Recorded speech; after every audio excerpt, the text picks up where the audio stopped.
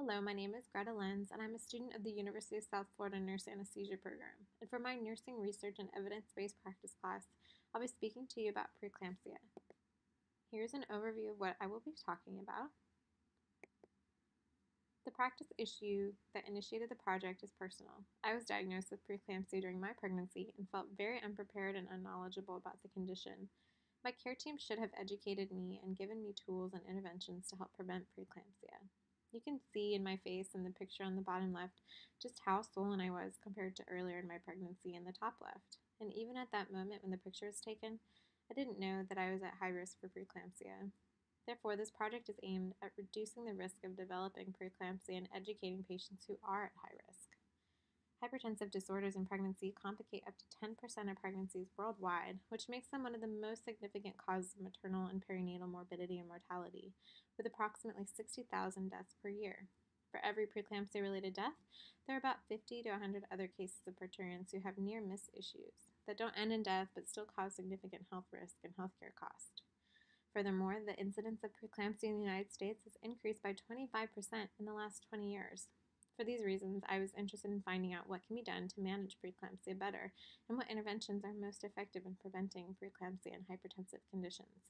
My PICO question is, in parturients with preeclampsia, how does diet and exercise compare to medication management on development of eclampsia during delivery? The patient population is parturients with preeclampsia or at risk for developing preeclampsia. The intervention treatment is diet and exercise. The comparison treatment is medication management, for example, magnesium sulfate or aspirin. The outcome is development of eclampsia, which is severe or the severe end outcome of preeclampsia and results in extremely elevated blood pressure, protein in the urine, and seizures. Other complications that occur from eclampsia are aspiration pneumonia, cerebral hemorrhage, and cardiac arrest. The time for evaluating the intervention in comparison is during delivery of the fetus, as that's typically when eclampsia will develop. The databases searched include the online resources of Medline, PubMed, Cumulative Index to Nursing and Allied Health Literature or CINAHL, Ovid, and Google Scholar. The initial search items used to narrow down my search included preeclampsia, diet, exercise, medications, and prevention of preeclampsia. A total of 10 articles were reviewed, including one clinical practice guideline. Articles were eliminated if they included a large focus on other patient outcomes like gestational diabetes or low birth weight infants. They were also excluded if they were older than 5 years, aside from one expert opinion that was included from 2003. Up next is a discussion of my literature review, including the methods, sample size, setting, findings, limitations, and level of quality evidence from the Johns Hopkins Nursing Evidence-Based Practice Tool used with permissions. The first article is Exercise During Pregnancy and Risk of Gestational Hypertensive Disorders, a Systematic Review and Meta-Analysis. They looked at 17 randomized controlled trials that included 5,075 parturients with singleton pregnancies. The setting was a hospital, both in the OBGYN clinic and delivery unit. Ultimate findings were that parturients who completed 30 to 60 minutes of exercise 2 to 7 times per week up until 35 weeks or later in their pregnancy had a significant reduction in their incidence of gestational hypertensive disorders. Some limitations of the study were that dietary counseling was provided in some trials but not in others, and another is that most of the included studies did not define what they qualified as gestational hypertension or preeclampsia. The studies varied with smoking, parity, occupation, and body mass index, which may have skewed the data. Overall, the level of evidence was level 1 with good quality, including reasonably consistent results, sufficient sample size for the study design, and fairly definitive conclusions. The next article reviewed was a clinical practice guideline entitled Hypertension in Pregnancy and was put forth by the American College of Obstetricians and Gynecologists. The sample size is not applicable due to the level of evidence as 4. Their findings and recommendations included to start daily low-dose aspirin therapy in women with a medical history of early onset preeclampsia beginning in the late first trimester.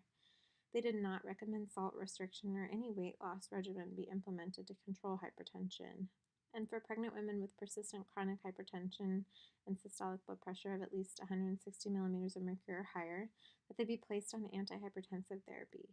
They listed the goal blood pressure to be 120 to 160 systolic and 80 to 105 diastolic. They also recommended an initial treatment for those who require pharmacologic therapy to be labetalol, nifedipine, or methyl-dopa above all other antihypertensives. And finally, they suggested that healthcare providers educate their patients about preeclampsia in the context of prenatal care using proven health communication practices. The only limitations were conflict of interest with several pharmaceutical and medical equipment companies, but they were disclosed at the beginning of the guideline.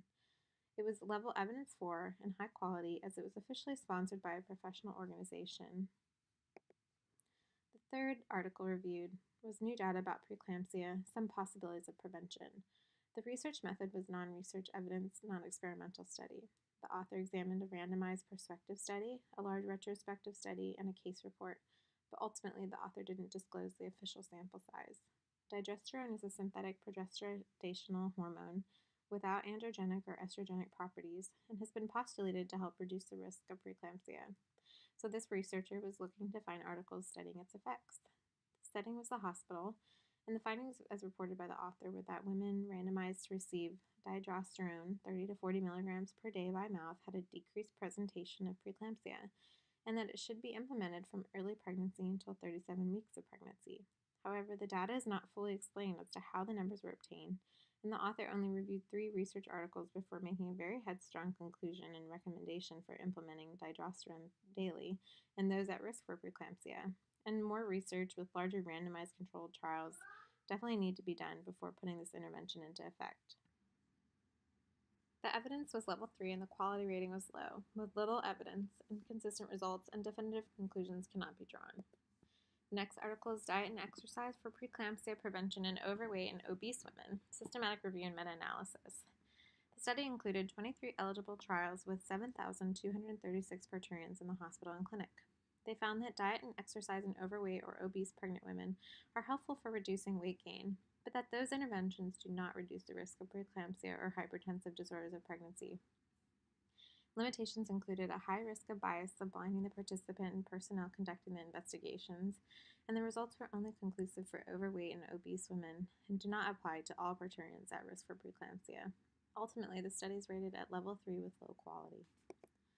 The next study is titled Magnesium in Pregnancy. The authors point out that magnesium deficiency is prevalent in women of childbearing age, and the need for magnesium increases during pregnancy. Magnesium has vasodilatory effects by inhibition of angiotensin II and endothelin 1.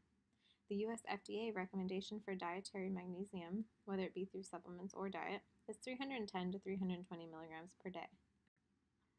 The method of the study was a systematic review of randomized controlled trials, quasi-experimental and non-experimental studies. Overall, the sample size was 59 parturients, and the setting was the OBGYN clinic. They found that women who consumed 300 milligrams of magnesium daily had a reduction in their diastolic blood pressure at 37 weeks gestation by 5 points. Although this had a small sample size, the benefits of an inexpensive supplement may reduce the risk of preeclampsia, especially if magnesium intake is increased to the recommended amount. The study was classified as level 3 and had good quality with reasonably consistent results. The next study is aspirin for the prevention of preterm and term preeclampsia, systematic review and meta-analysis. It included 16 trials with 18,907 participants in the hospital setting. They found that administration of aspirin starting at or under 16 weeks gestation at a dose of greater than or equal to 100 milligrams per day reduced the risk of preterm preeclampsia by approximately 70%.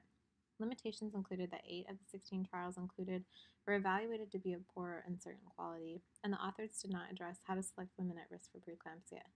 However, the overall article was rated at level 1 and had a high quality rating with consistent generalizable results. This next study is titled Chronic Hypertension, First Trimester Blood Pressure Control and Likelihood of Severe Hypertension, Preeclampsia, and Small for Gestational Age. It was a prospective study designed to stratify women with pre-pregnancy chronic hypertension and level of control and examine their outcomes of severe hypertension, preeclampsia, and small for gestational age or SGA babies. The sample size was 586 parturients at an OB/GYN clinic in London. Overall, they found that the incidence of severe hypertension, preterm preeclampsia, and SGA is related to the use of antihypertensive medication and blood pressure control in the first trimester. The limitations of the study included that the prospective data was only from one clinic in London and with a large African American population, and therefore data may not reflect the population as a whole. Overall, the level of evidence was level 2 with good quality. Next study was cost effectiveness of exercise for the prevention of preeclampsia and gestational diabetes in obese women. The method was a narrative literature review with a decision analytic model of literature review. The sample size was 1 million parturients, and the setting was a clinic and hospital. They found that exercise results in 74,824 fewer cases of preeclampsia and 14,136 fewer preterm births, and the overall cost-effective savings was $4,000. The limitations were that the study only examined the effects of exercise for women who started their pregnancy with a body mass index greater than or equal to 30, which may not apply to all parturients regarding their reduction in preeclampsia risk. The level of evidence was level 3 and the quality rating was low. The next article is Emergent Therapy for Acute Onset Severe Hypertension During Pregnancy and the Postpartum Period. The article was a consensus panel and therefore rated as level 4 of evidence. The sample size and setting are not applicable since it is a consensus panel. They recommended that the treatment of severe hypertension be expeditious within 30 to 60 minutes of confirmed diagnosis, and that IV or intravenous labetalol and hydralazine are the first-line medications for acute onset severe hypertension. Limitations of the consensus panel are that they don't explain how often the medications need to be given or the initial dose. And overall, the article is rated with good quality. The final article reviewed is the anesthetic management of hypertension in pregnancy. It's an expert opinion and therefore sample size and setting are not applicable. The author reported on anesthetic management to include routine hemodynamic monitoring during care, non-invasive blood pressure monitoring, heart rate, urinary output, and tochocardiography. If rapid-acting agents for blood pressure are used like sodium nitroprusside, then arterial line monitoring is indicated. Continuous lumbar epidural is the preferred technique for labor analgesia, and to use agents like labetalol, magnesium sulfate, lidocaine, calcium channel blockers, and sodium nitroprusside to reduce blood pressure by 20% or keep blood pressure approximately 140 over 90 millimeters of mercury. The limitations are that the article is outdated from 2003 and therefore may contain old information and non-current interventions. Overall, the article is level 4 for evidence with good quality. As a synthesis, the information that's currently known about preeclampsia is that it should be managed with antihypertensives if blood pressure exceeds 140 over 90 millimeters of mercury, and the new literature suggests that women with a history of preeclampsia should be placed on low-dose aspirin to prevent preeclampsia in future pregnancies. Like some of the articles found, there's emerging data on the protective benefits of magnesium during pregnancy. The gaps in the literature include whether starting aspirin on all parturients is beneficial to prevent hypertension, and whether the guideline blood pressure of 140 over 90 should be lowered to starting women on aspirin and low-dose antihypertensive if their blood pressure is in the range of 130 over 80. Also, there are no studies that compared diet and exercise with medication management of blood pressure, and only individual studies had to be compared to determine which method was better. Ideally, there should be a control group who doesn't receive any treatment, a group who receives diet and exercise, and a group managed with antihypertensives and magnesium in order to see the true difference in these groups. Clinical recommendation overall, to recap, is that my clinical question in parturients with preeclampsia: how does diet and exercise compare to medication management on development of eclampsia during delivery? The clinical recommendation based on the literature review and synthesis that I found is that providers should be more aggressive with aspirin therapy, and instead of starting a low-dose aspirin of 60 to 80 milligrams daily if a parturient has a history of preeclampsia, which is the current practice, to now identify those at risk, meaning those women with already established hypertension prior to pregnancy with or without a history of preeclampsia, and to begin them on doses of aspirin greater than or equal to 100 milligrams throughout their 36 weeks of pregnancy. This may reduce their overall risk of preeclampsia by 70%. Also, magnesium supplements are inexpensive and may be helpful for blood pressure management in parturients at risk for preeclampsia. Clinicians should implement providing magnesium supplements. And some prenatal vitamins contain magnesium, but not all of them do. And even if they do, it's nowhere near the recommended amount. Finally, patients should be educated on the importance of taking their medications, supplements, and how hypertension in pregnancy is managed. The final step is my action plan. It's multifaceted, and the steps to implement the practice change will be to speak with providers and educate them on current research and consult regarding prescriptions for both magnesium supplements and daily aspirin. We should present that information in an easy-to-understand way so that everyone a part of the care team feels comfortable talking to their patients about and implementing the changes. And then we need to identify preeclamptic patients through screening in their clinic visits starting at 8 weeks. And if they are at risk, they should be placed on aspirin therapy, 100 milligrams per day, ideally prior to 16 weeks of pregnancy until they're 36 weeks pregnant. The plan also involves educating parturients on the importance of magnesium consumption through supplements and diet to equate to about 310 to 320 milligrams per day.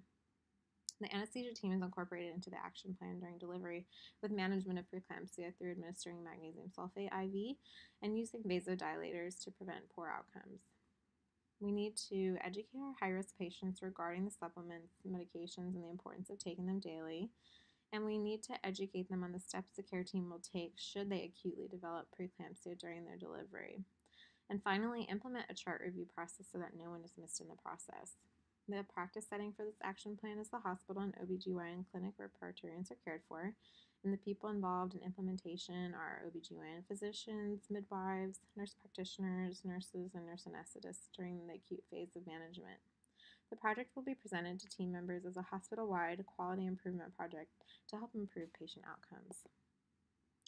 Hospital and clinic protocol will be developed for both identifying those women at risk for preeclampsia as well as treatment options and an algorithm. Ideally, everyone will be screened and educated on preeclampsia because even women who do not show signs and symptoms in the beginning of their pregnancy may develop it later on. The project will be implemented immediately, and the timeline for evaluation will be 1 year in order to capture current and new pregnancies. It will be evaluated based on how many parturients that were identified as being at high risk for preeclampsia actually develop preeclampsia and eclampsia. After 1 year, we can look back at the data obtained and make further changes based on the needs of our patients and continue to look for ways of improvement. The hospital can perform their own study on implementing the interventions and who develops preeclampsia, and additionally, a survey can be sent out to those women who did develop it and asking questions like, did you know about preeclampsia? Were you on medications for it? Do you take magnesium supplements? Do you feel comfortable with the management of your preeclampsia? And did the hospital staff educate you on the plan for management? My overall impression of the process is that it will take a lot of dedication, education, and follow through hospital employees to fulfill. People are not always accustomed to change, and we can't control what patients follow through with at home. However, knowledge is power, and being armed with proper information can empower these women to manage their pregnancies safely and reduce complications. In a summary, this is what we spoke about today regarding preeclampsia management. These are my citations, and I hope you enjoyed my presentation.